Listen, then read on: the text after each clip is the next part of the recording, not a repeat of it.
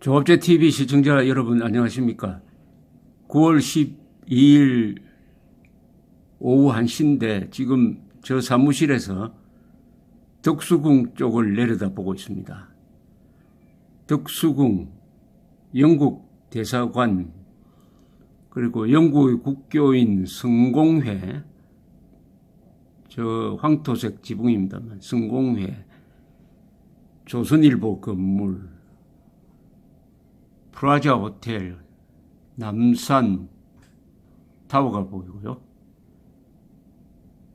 요 옆으로 서울시청이 측면으로 보이는 요런 자리에 있습니다. 조금 더 멀리 보면은 러시아 대사관 저 옥상에 동그란 게 아마 안테나 탑인 것 같은데 있는 러시아 대사관이 있고요. 저기 보면은 정동교회 배제학당이 있었던 배제공원, 여기 하여튼 한국 개화기의 역사가 여기 다 있습니다. 저 언덕에 서양식 타워가 하나 보이는데 저게 러시아 공사관의 아관파천으로 고종이 피신했던 1896년의 일인데 바로 그 러시아 공사관 자리입니다. 지금 소공원으로 됐고요. 여하튼 여기 역사는 저기 덕수궁으로 시작됩니다. 사실은 덕수궁 석조전이 보이네요. 석조전, 개화기의 대표적 서양식 건물이죠. 우리나라에 유일한 황궁이 있습니다. 황궁이라면 영어로 임페리얼 팰리스인데 왕궁이 아니고 한 등급 높은 황궁이 바로 저 덕수궁입니다. 즉 러시아 명성황후가 시해된 다음에 겁이 나서 1896년에 러시아 공사관으로 피신했던 고종이 1897년에 경복궁으로 돌아가지 않고 저 덕수궁으로 와서 1897년에 저기 조선 호텔이 좀 옆으로 보이는데 여기 프라자 호텔이고 저 옆에 조선 호텔이 보이죠. 연두색 빌딩. 그 경내에 환구단이라고 있습니다. 환구단에서 고종이 황제로 즉위를 합니다. 북호를 대한제국으로 바꿉니다. 그러면서 저 덕수궁이 그때는 경운궁이라고 불렸습니다만 경운궁이 황궁으로 승격을 하죠. 황궁. 1897년에서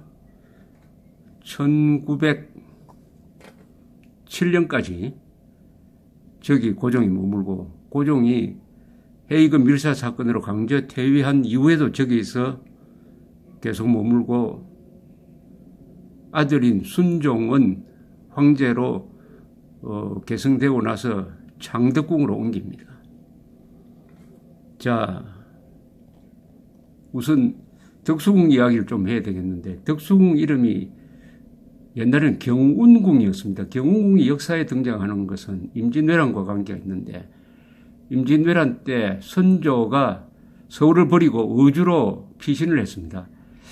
다시 이제 명나라 조선연합군이 서울에서 왜군을 물리친 다음에 선조가 돌아와 보니 다 궁궐이 다 불이 타버렸어요. 불타버렸습니다. 궁궐을 불태우는 데는 이 조선 백성들도 가담을 했습니다. 그런 다음에 거처를 정하다 보니까 저기 마침 월산대군의 집이 하나 남아 있었습니다. 저기에 거처를 정하고 경운궁이라고 부르기 시작했습니다. 경운궁이라고 부르기 시작을 했고 광해군도 저기서 즉위를 했습니다. 하다가 다시 창덕궁을 다시 지은 다음에 창덕궁으로 옮기고 인목대비를 저기 살도록 해서 거의 유폐 상태로 만들어 버렸는데 인조반정이 일어났습니다. 인조반정이 일어나니까 인조가 인목대비로부터 옥쇠를 받아서 즉위한 데가 바로 저곳입니다. 경운궁이니까 이 출발부터가 전쟁 쿠데타와 관계되는 이 좀 터가 세다고 그럽니까? 저기죠. 그러다가 한동안 비어 있다가 아까 말씀드렸다시피 1897년 아관파천을 끝내고 돌아왔는데 아관파천 길이 바로 요 옆으로 보이네요.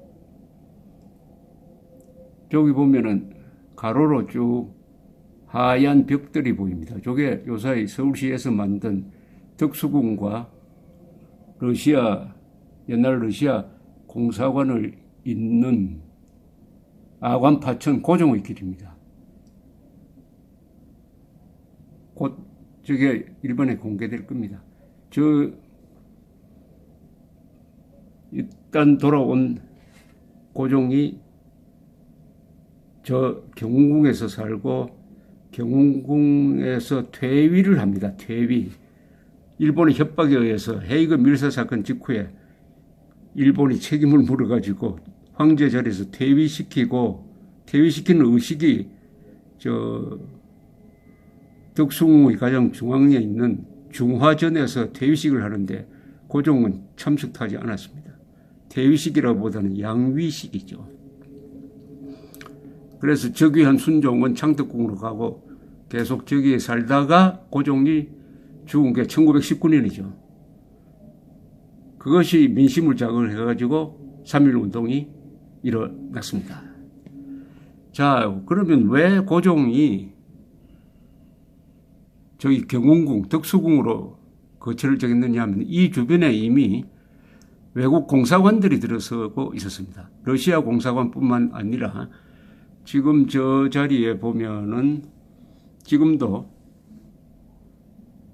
미국 대사관저가 있습니다. 미국 대사관저가 요 하얗게 가로로 보이는 이 고종의 길 뒤편이 저것이 바로 대사관저입니다. 숲속에 들어있어서 건물은 제대로 보이지 않는데 대사관저입니다. 대사관저. 미국 대사관저인데 저기가 미국 공사관 자리였습니다. 미국이 1882년에 조선과 수교를 하죠. 1882년에. 그리고 저기에 1884년에 민씨 집안 땅을 아주 헐값에 사들여서 미국 공사관을 짓게 됩니다. 그 건물이 나중에 현대화돼서 요새는 아주 근사한 양옥 관저가 있는데 하비버 하우스라고 불립니다. 하비버 하우스. 하비버 대사의 이름을 따서 하비버 하우스라고 부릅니다. 대사 관저로 저기 남아있고 저 앞길을 걸으면은 항상 경찰이 경호를 하고 있는, 그리고 요쪽으로 카메라를 당기면은 저 표시 건물이 더 좋겠네. 저기 지붕이 아름다운 성공회 본당 건물이 있네요. 성공회는 앵글리칸 처치라고 그러죠. 성공회는 영국의 막 국교라고 하기는 모르지만 하여튼 상당 기간 국교였습니다. 국교라고 해도 괜찮겠는데 헨리 8세가 16세기에 교황과 다투어가지고 교황으로부터 독립해가지고 만든 게 영국 교회입니다. 앵글리칸 처치 성공회. 저 건물은 1926년에 완공됐습니다. 그 뒤에 90년대에 설계도를 찾아가지고 증축을 했습니다. 저 건물은 아주 건축학적으로 중요합니다. 왜냐하면 서울에 있는 가장 완전한 로마네스크 건축 양식입니다. 로마네스크 건축 양식은 고딕 건축 앞식입니다.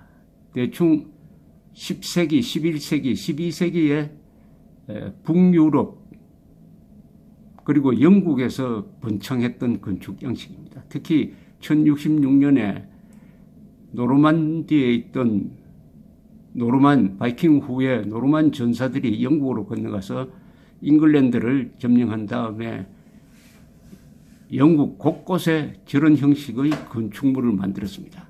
성당, 그리고 런던탑 같은 거죠. 저 보면 반원형 창이 보이죠. 벽이 아주 두껍습니다. 그리고 그 바로 오른쪽에 요 조선일보 건물 뒤라서 잘 보이지 않는데, 요로 돌리면 보이네요. 요로. 예. 저 빨간 건물이 영국 대사관입니다. 옛날엔 영국 공사관이었어요. 자, 그러면 러시아, 미국, 영국 공사관이 있는 그 한가운데에 바로 덕수궁이 있으니까 고종은 안전하다고 본 거죠. 일본 깡패들한테 경복궁이 점령돼 가지고 그 부인이 참살당하는 걸 보았으니까 얼마나 겁을 먹었는지 알 수가 있습니다. 또 창피한 이야기죠. 자주 국방 능력이 없었다는 이야기죠. 그래서 외국 공간에 피했다가 덕수궁에 온 것도 바로 주변에 미국, 영국, 러시아 공사관이 있으니까 일본의 난동으로부터 자신을 지킬 것이다 라고 생각을 하고, 그때는 러시아 세력이 컸습니다. 그걸 믿고 황제로 등극하고 대한제국을 선포를 하고 저 조선호텔 앞에 있는 원구단에서 즉위를 하기는 했는데 그 뒤에 운명이 바뀌죠. 즉 1904년에서 1905년 사이에 러일전쟁이 일어났습니다. 러일전쟁은 한반도를 누가 차지하느냐의 결정장이었는데 여기서 일본이 이겼습니다. 세계 최강의 육군을 가진 러시아를 여순 그리고 만주에서 격파하고 대마도 근해의 해전에서 발틱 함대를 전멸시킴으로써 일본이 이겼습니다. 황인종이 백인에게 이긴 최초의 전투인데 이것으로 해가지고 인도 같은 데는 고무된 사람들이 독립운동을 일으키는 자극제가 되었지만은 한국으로서는 그게 조선 멸망 식민지화로 가는 결정적인 분수령을 넘고 말았습니다. 1905년 이후부터 한국의 운명은 결정되었습니다.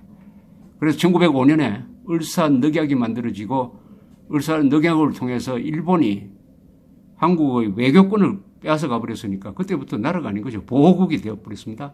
그래서 통감을 두고 통감이 사실상 고종을 지휘하는 감독하는 이런 모습이 되고 말았는데, 통감부는 어디 있었느냐 하면은 저기 남산 타워가 있고 그 밑에 리라 국민학교라고 있죠. 리라 국민학교 자리.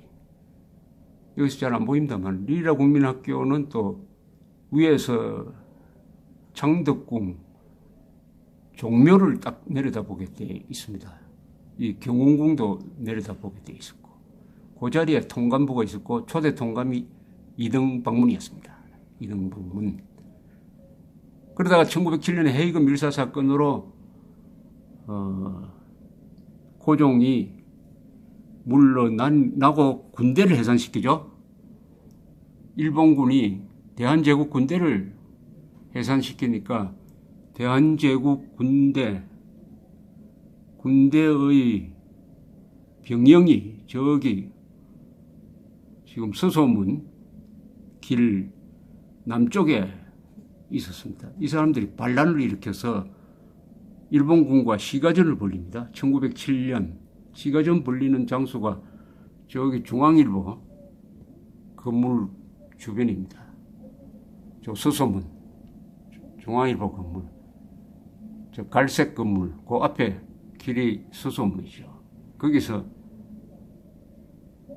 해산된 군대와 일본 군대가 교전을 해가지고 상반간에 합쳐서 한 수백 명이 죽는 그런 일도 있었던 곳입니다.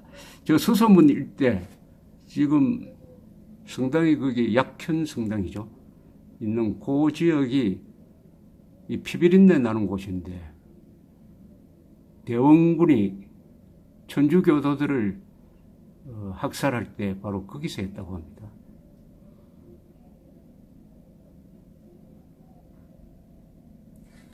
요 성공회가 1926년에 만들어졌고 영국 대사관은 1980년대에 만들어졌는데 영국 당시는 공사관이죠. 이 영국 공사관이 있는 저 자리가 유명한 자리라고 합니다. 즉 이태조의 둘째 부인이 강씨인데 강씨 신덕왕후가 그렇죠. 신덕왕후로 불렸습니다. 강씨도 일찍 죽었는데 강씨를 정말 좋아해가지고 당연히 자신을 도와준 이방원을 후계자로 책봉을 해야 되는데 총애하는 강씨의 아들을 세자로 책봉하니까 여기에 반발을 해가지고 이방원이 왕자의 난을 일으켜서 실권을 잡고 아버지를 그냥 사실은 무력화시켜버리죠. 그런 다음에 그 강씨 생모가 아니고 계비인데 강씨 무덤이 저기 있었습니다. 저 빨간 영국 공사관 자리에 있는 강씨 능을 저 지금 성북동에 있는 정릉 쪽으로 옮겨버렸습니다. 정릉이라고 그랬죠. 정릉. 이 근방 이름이 정동인데 그것도 정릉에서 나온 이름입니다. 그러나 신덕왕후 무덤은 여기 없습니다. 저 정릉으로 옮겼습니다. 옮기고 이 무덤에 있던 성물, 비석 같은 거는 뜯어가지고 지금 청계천에 있던 광통교의 다리 만드는 데 쓰고 밟고 다니도록 하고 이렇게 했던 장소. 저기에 영국 지금 대사관이 앉아 있습니다. 영국 대사관 자리는 옛날 영국 공사관 자리를 그냥 그대로 승계를 했습니다. 옛날 그 자리입니다.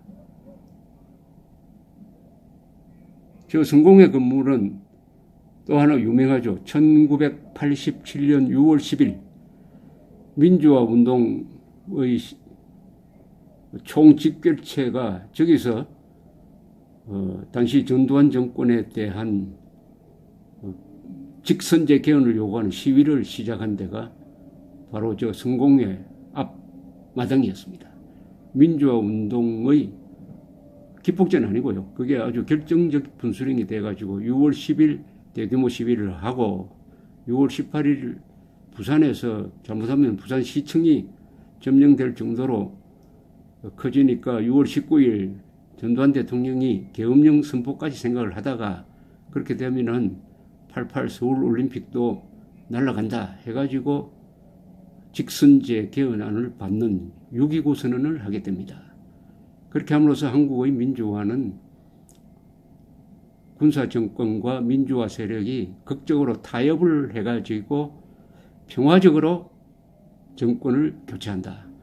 그해 12월 대통령 선거에서 김종필, 김영삼, 김대중 세 사람이 분열해가 각자 출마하니까 표가 분산이 돼가지고 군인 출신 노태우 후보가 36.6%로 대통령에 당선되어가지고 군인 출신이 민주화를 실천하는 아주 흥미로운 역사 전개가 이루어지는데 그것도 다 지금 제가 내려다보는 이 부근에서 있었던 일입니다. 저기 서울시청 광장이 보이네요. 서울시청 광장 잔디밭이 보이는데 저곳은 지금도 그렇지만은 민주화, 민주진영 또는 보수 애국 진영이 시위를 거듭하고 있고 그 건너편에는 대한문이 있고 대한문 앞에서는 지금 박근혜 석방을 주장하는 태극기 시위가 연일 벌어지고 있습니다. 이게 바로 역사의 현장이고 17층에서 내려다본 지난 한 150년간의 대한민국 역사의 축도판입니다. 그리고 요 바로 밑에는 덕수국민학교가 있습니다. 덕수국민학교. 교정에서 지금 대한민국의 미래를 짊어질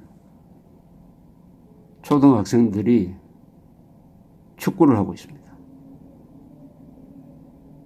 저 가운데서 손흥민 같은 선수가 나올지도 모르겠네요.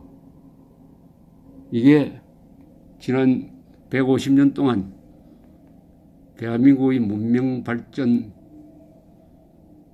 역사가 이룩한 하나의 단면입니다. 감사합니다.